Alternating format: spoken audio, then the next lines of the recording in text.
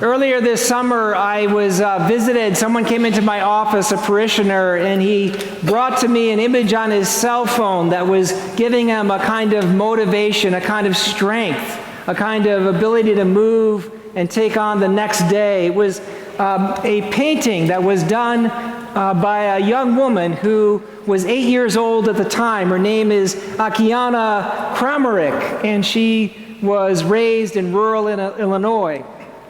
And at 8, Akiana had this incredible spiritual experience where she saw Jesus, and she dedicated herself to somehow painting this enormous canvas on which she could do with incredible realism the likeness of the image that she saw. And over the course of about a year, she worked on this canvas. And when she completed it, it was remarkably real. She was a self-taught artist. And since she painted that incredible canvas, it has had a kind of life of its own. People have been captivated by the story and captivated by her experience and captivated by the fact that this 8-year-old girl could somehow paint this incredible canvas. And people have wondered if this was, in fact, a revelation, a moment in which someone actually saw the real Jesus. And others have noted that the figure that she painted looks startlingly similar to the Shroud of Turin, another image that tells us of the real Jesus, at least reportedly. And this parishioner showed it to me because he found it incredibly comforting. And he thought, what did I, as someone who likes art, what did I think of the portrait? And I stood back from it for a bit and I thought, and it is a pretty portrait, but I thought to myself, I know that this portrait is real for her, but I'm not sure if this is the real Jesus.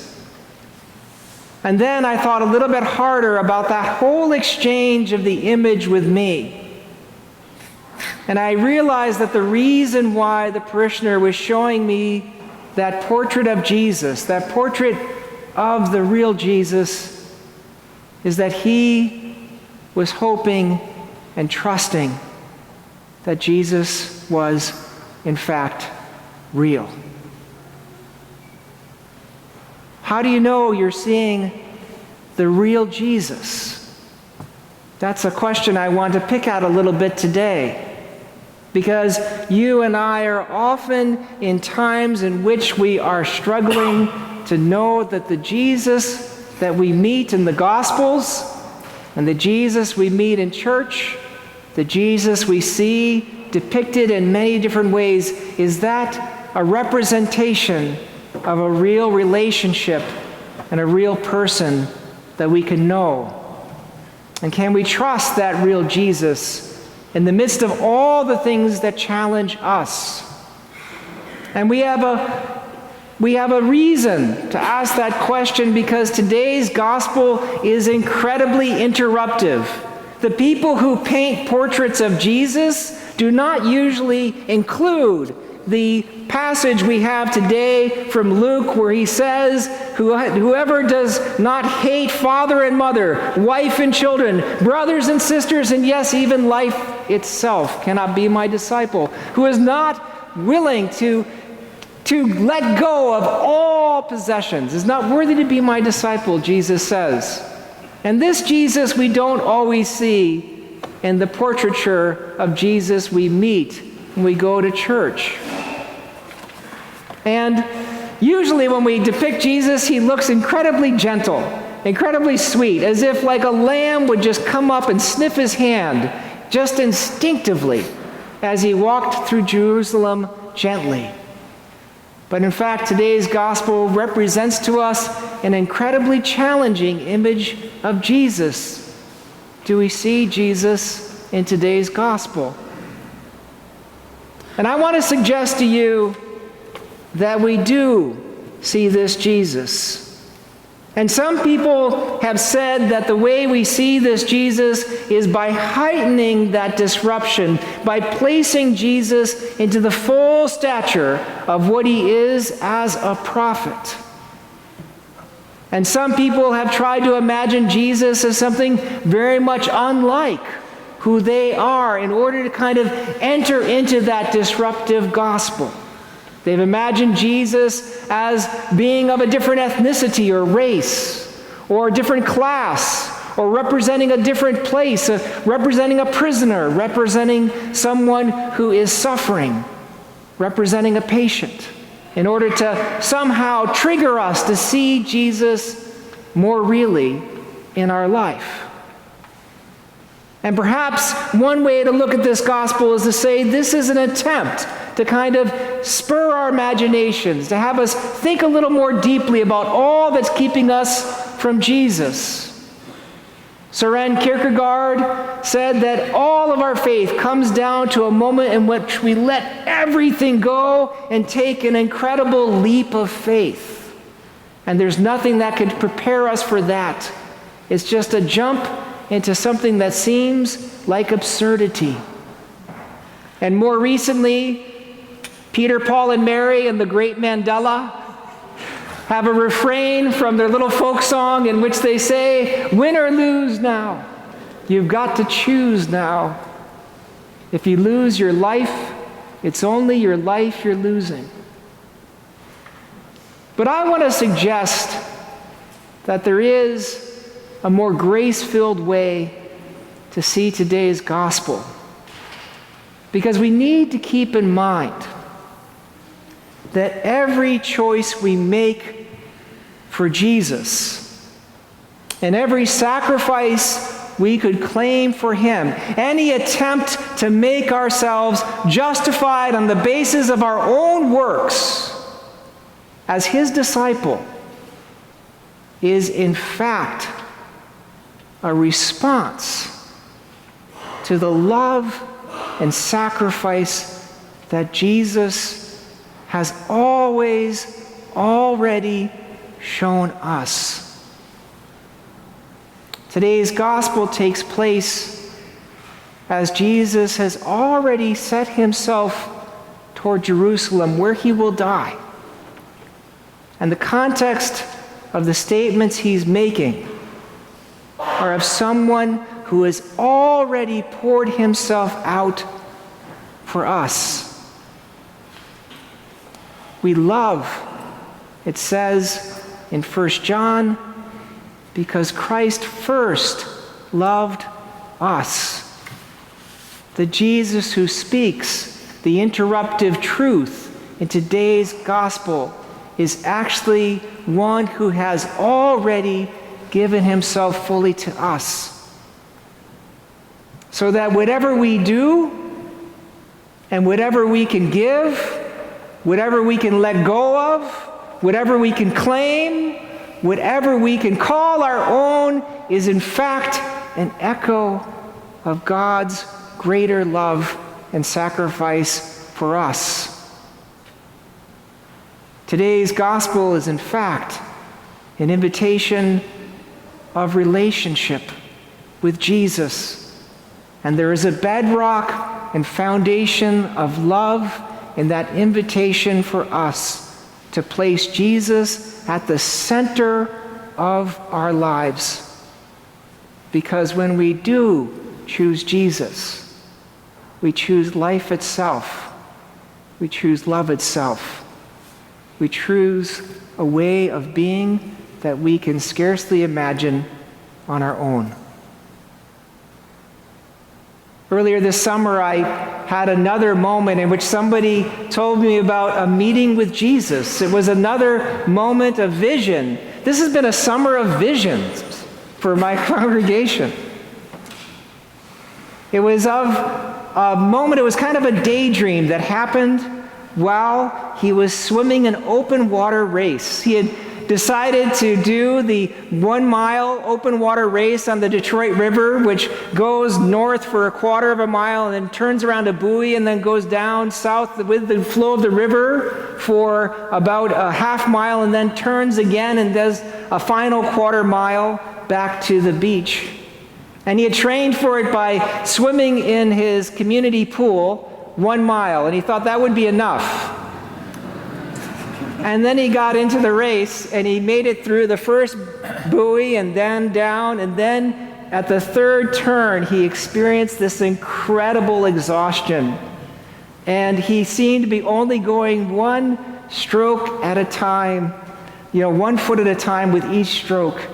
And he began to lose heart a little bit until finally one of the race organizers came alongside on a kayak and said, you're moving sideways and the river is going against you. Your body is like a sail catching the full stream. Turn into the river and you'll make it. And so he turned into the river, but by that time he was completely spent and he was trying to think about and imagine when this would be completely over. And then suddenly he had this incredible daydream in which Jesus came on a paddleboard. Jesus was wearing board shorts and a tank top and had a ponytail and came alongside him on the paddleboard and said, "You can do it." And then in his mind he was arguing back with Jesus saying, "You're on a paddleboard, man. I'm swimming." And so then Jesus threw the paddle and just dove into the water next to him and began swimming next to him. And then he still argued. He said, "Yeah, but you're the Son of God. You could walk on this water if you wanted to. This is not a challenge for you." And then Jesus made this noise like an exasperated parent. He said, "Ugh." And he leaps out of the water, and like a ghost inhabiting a body, he jumps right into his body. And suddenly, when Jesus entered him, he found the strength to keep swimming. And when he touched the shore and made his way onto the beach, Jesus disappeared. And as this parishioner told me this story, he said he had tears in his eyes because he realized in this strange kind of fable, this make-believe moment that was also a kind of revelation, he suddenly realized that he had a deep relationship with Jesus, that all the challenges he was facing, they had to be placed in the context of this deep relationship with Jesus that he had. And I suppose this is what all of us learn when we try to imagine the Jesus we follow. We discover that this Jesus is real.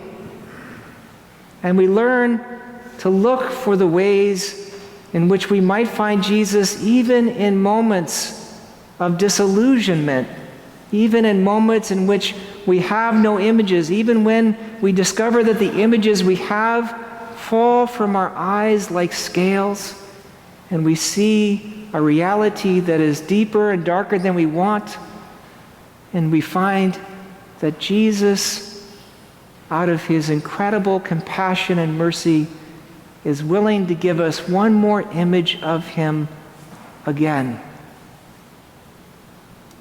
And it's that willingness to be with us even as we imagine Jesus on a paddleboard that shows a kind of willingness to lead us along so that we might find our way deeper into an intimate relationship with him. When the parishioner showed me the image, and when the other parishioner told me the story of meeting Jesus while he was swimming, I thought of the Celtic Christian practice of the Lorica.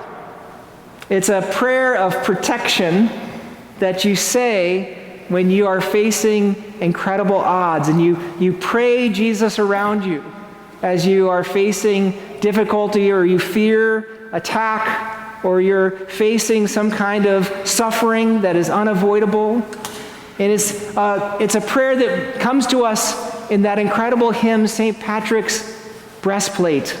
Of course, this prayer is older than the story of Patrick himself. And it is this: Christ beside me, Christ before me, Christ behind me, Christ within me, Christ beneath me, Christ above me, Christ on my right, Christ on my left, Christ in breadth, Christ in length, Christ in height, Christ in the heart of everyone who thinks of me, Christ in the mouth of everyone who speaks of me, Christ in every eye that sees me, Christ in every ear that hears me. That Lorica is an assurance to us that whatever we can say or do in our relationship with Christ, whatever things we can let go of, Christ is always already around us and in us and working through us. And this is why St. Paul says, it is no longer I who live, it is Christ who lives in me. Because the Jesus who is real doesn't want a relationship that is merely external or beholden to the eyes. This Jesus has come for a real relationship within us. So where do you see Jesus? What is the Jesus you see? One of my favorite images of Jesus that I see is from the mural that is on the cover of the bulletin that you have before you today. This mural was painted by Daniel Cascardo in 2018 to begin the celebration of the 90th anniversary of this parish. And that's a Jesus of the resurrection. And all of the little figures there, those are not imaginary figures, even though they're abstract. Those were the people that were around Daniel on that day as he painted that incredible mural freehand during a sermon.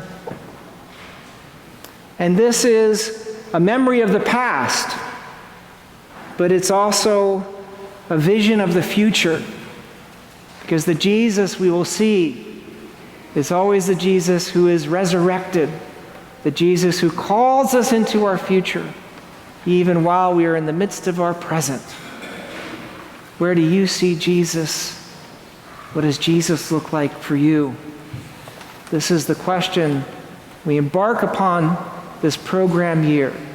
And may God give us eyes of faith and hearts of hope and works of love, so that we might see that Jesus more really each day.